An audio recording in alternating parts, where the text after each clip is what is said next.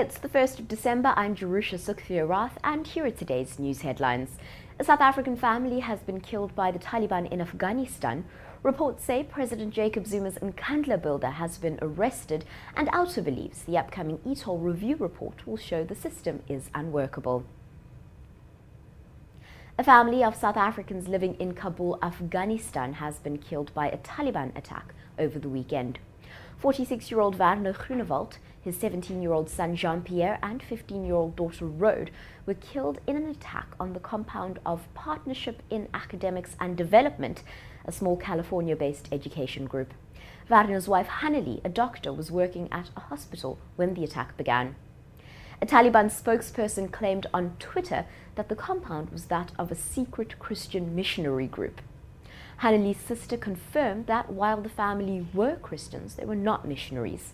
Werner Groenewald, who served previously as a Christian pastor in Pretoria, worked for the organization that provided educational resources for Afghan citizens. The family moved to Kabul in 2002. President Jacob Zuma's Nkandla builder has been arrested and charged with corruption and 18 counts of fraud. The Sunday Independent newspaper reported that Umhlanga businesswoman Thandeka Nene was arrested by the Hawks anti-corruption task team that happened last week and was released on 30,000 rand bail.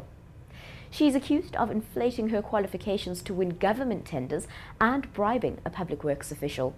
News 24 reported that she was arrested in the Seychelles this time last year for fraud and was released after paying a fine. And finally, Auto maintain eTolls have effectively failed to meet their objectives and cannot be considered a viable option for financing Gauteng's road upgrades. Speaking to Fin24, chairperson of the opposition to Urban Tolling Alliance, Wayne Duvenage, said, by the time the findings of the eTolls review report are released next year, the eToll payment compliance rate would have dropped well below 30%. The report details findings from an eToll advisory panel that set out to determine the socio-economic impact of eTolls in the province. It was handed over to Gauteng Premier David Makhura yesterday. Makhura established the task team in July. For these stories and more, stay tuned to News 24 Live.